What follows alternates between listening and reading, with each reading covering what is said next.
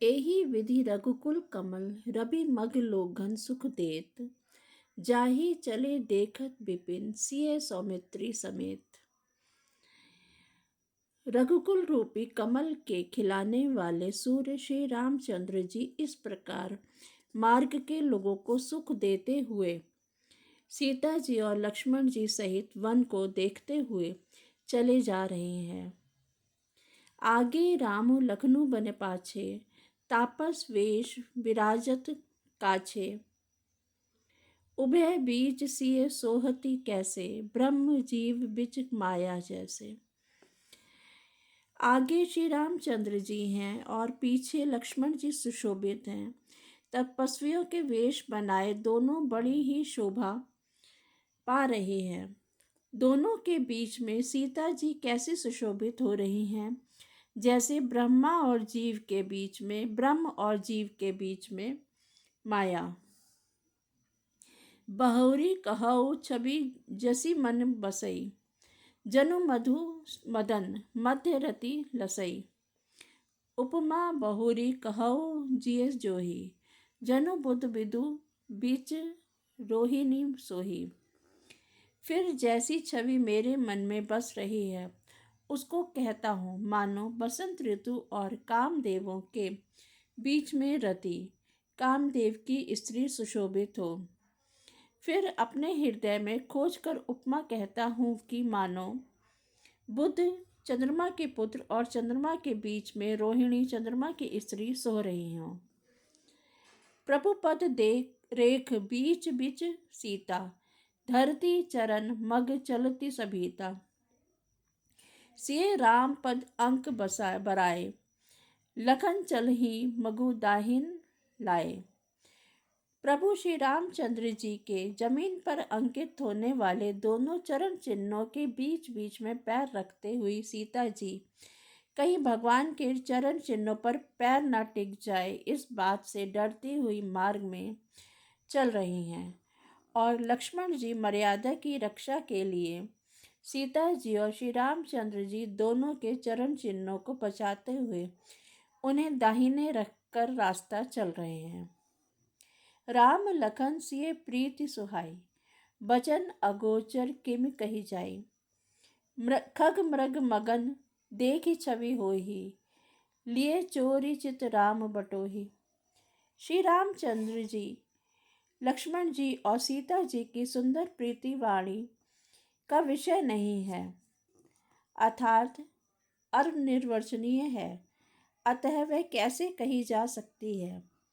पशु और पक्षी के बीच भी उन छवि को देखकर प्रेमानंद में मग्न हो जाते हैं। पथिक रूप श्री रामचंद्र जी ने उनके भी चित्त चुरा लिए हैं। जिन जिन देखे पथिक प्रिय सिय समेत दो भाई, भव मगु अगमु अनंदु तेई, बिनु श्रम रहे सिराई। प्यारे पथिक सीता जी सहित दोनों भाइयों को जिन जिन लोगों ने देखा उन्होंने भव का अगम मार्ग, जन्म मृत्यु रूपी संसार में भटकने का भयानक मार्ग बिना ही परिश्रम आनंद के साथ तय कर लिया, अर्थात वे आवागमन के चक्र से सहज ही छूटकर मुक्त हो गए। अजहु जासु उर सपनेहु काऊ, बसहु लखनऊ सिय रामु बटाऊ। राम धाम पत पाई सोई, जो पत पाव कबहु मुनि कोई। आज भी जिसके हृदय में स्वप्न में भी कभी लक्ष्मण सीता जी राम तीनों बटोही आ बसे, तो वह कभी श्री राम जी के परम धाम के उस मार्ग को पा जाएगा जिस मार्ग को कभी कोई विरले ही मुनि पाते हैं। तब रघुबीर श्रमित सिए जानी, देखी निकट बटु शीतल पानी। तह बसी कंद मूल फल खाई, प्रात नहाई चले रघुराई। तब श्री रामचंद्र जी सीता जी को थकी हुई जानकर और समीप ही एक बड़ का वृक्ष और ठंडा पानी देखकर उस दिन वहीं ठहर गए। कंद मूल फल खाकर रात भर वहां रहकर प्रातःकाल स्नान करके श्री रघुनाथ जी आगे चले। देखत बंसर सैल सुहाए, वाल्मीकि आश्रम प्रभु आए। राम दीख मुनि बासु सुहावन, सुंदर गिरि काननु जलु पावन। सुंदर वन, तालाब और पर्वत देखते हुए प्रभु श्री रामचंद्र जी वाल्मीकि जी के आश्रम में आए। श्री रामचंद्र जी ने देखा कि मुनि का निवास स्थान बहुत सुंदर है, जहाँ सुंदर पर्वत और वन और पवित्र जल है। सरनी सरोज बिटप बन फूले, गुंजत मंजु मधु रस भूले। खग मृग विपुल कोलाहल करहीं, विरहित बैर मुदित मन चरहीं। सरोवरों में कमल और वनों में वृक्ष फूल रहे हैं और मकरंद रस में मस्त हुए भौरे सुंदर गुंजार कर रहे हैं। बहुत से पक्षी और पशु कोलाहल कर रहे हैं और बैर से रहित होकर प्रसन्न मन से विचर रहे हैं। सुचि सुंदर आश्रमों निरखी हर्षे राजी व नयन, सुनी रघुबर आगमु मुनि आगे आयो लैन। पवित्र और सुंदर आश्रम को देखकर कमल नयन श्री रामचंद्र जी हर्षित हुए। रघुश्रेष्ठ श्री रामचंद्र जी का आगमन सुनकर मुनि वाल्मीकि जी उन्हें लेने के लिए आगे आए। मुनि कहो राम दंडवत कीन्हा, आशीर्वाद विप्रवर दीन्हा। देखिए राम छवि नयन जुड़ाने, करी सन्मानु आश्रम ही आने। श्री रामचंद्र जी ने मुनि को दंडवत किया। विप्र श्रेष्ठ मुनि ने उन्हें आशीर्वाद दिया। श्री रामचंद्र जी की छवि देखकर मुनि के नेत्र शीतल हो गए। सम्मान पूर्वक मुनि उन्हें आश्रम में ले आए। मुनिवर अतिथि प्राण प्रिय पाए, कंद मूल फल मधुर मंगाए। सिए सौमित्री राम फल खाए, तब मुनि आश्रम दिए सुहाए। श्रेष्ठ मुनि वाल्मीकि जी ने प्राण प्रिय अतिथियों को पाकर उनके लिए मधुर कंद मूल फल मंगवाए। श्री सीता जी, लक्ष्मण जी और श्री रामचंद्र जी ने फलों को खाया। तब मुनि ने उनको विश्राम करने के लिए सुंदर स्थान बतला दिए। वाल्मीकि मन आनंदु भारी, मंगल मूर्ति नयन निहारी। तब कर कमल जोरी रघुराई, बोले वचन श्रवण सुखदाई। मुनि श्री रामचंद्र जी के पास बैठे हैं और उनकी मंगल मूर्ति को नेत्रों से देखकर वाल्मीकि जी के मन में बड़ा भारी आनंद हो रहा है। तब श्री रघुनाथ जी कमल सदृश हाथों को जोड़कर कानों को सुख देने वाले मधुर वचन बोले। तुम त्रिकाल दर्शी मुनिनाथा, विश्व बदर जिमि तुमरे हाथा। अस कही प्रभु सब कथा बखानी, जेहि भांति दीन बनु रानी। हे मुनिनाथ, आप त्रिकालदर्शी हैं। संपूर्ण विश्व आपके लिए हथेली पर रखे हुए बेर के समान है।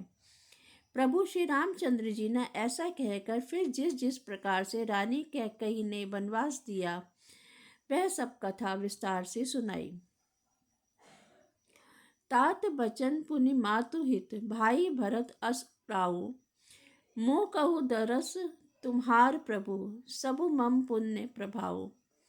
और कहा, हे प्रभु, पिताजी की आज्ञा का पालन, माता का हित और भरत जैसे स्नेही का अंत धर्मात्मा भाई का राजा होना और फिर मुझे आपके दर्शन होना, यह सब मेरे पुण्यों का प्रभाव है। देखी पाए मुनि राय तुम्हारे, भय सुकृत सब सुफल हमारे। अब जह राउर आयसु होई, मुनि उद्बेगु न पावे कोई। हे मुनिराज, आपके चरणों का दर्शन करने से आज हमारे सब पुण्य सफल हो गए। हमारे सारे पुण्य का फल मिल गया। अब जहाँ आपकी आज्ञा हो और जहाँ कोई भी मुनि उद्वेग को प्राप्त ना हो। मुनि तापस जिन ते दुखु लहहि, ते नरेश बिनु पावक दहहि। मंगल मूल विप्र परितोषु, दहई कोटि कुल भूसुर रोषु।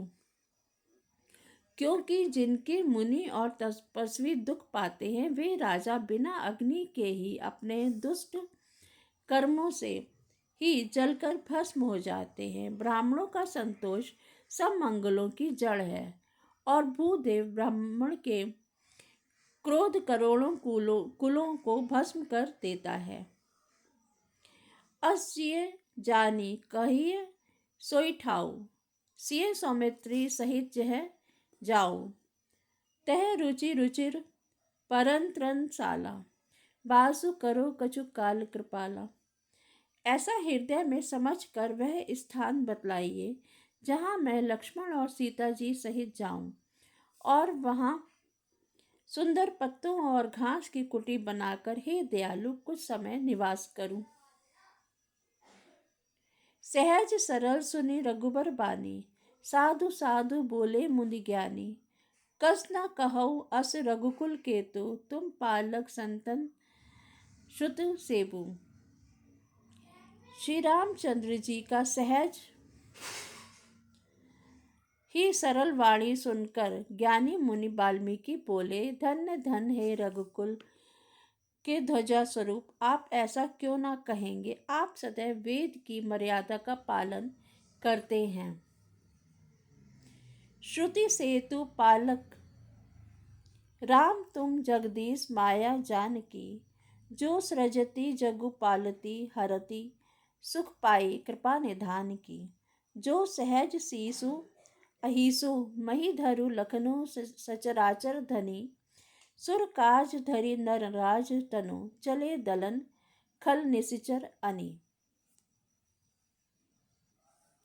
हे राम, आप वेद की मर्यादा के रक्षक जगदीश्वर है और जानकी जी आपकी स्वरूप भूता माया है, जो कृपा के भंडार आपकी रुख पाकर जगत का सृजन पालन और संहार करती हैं।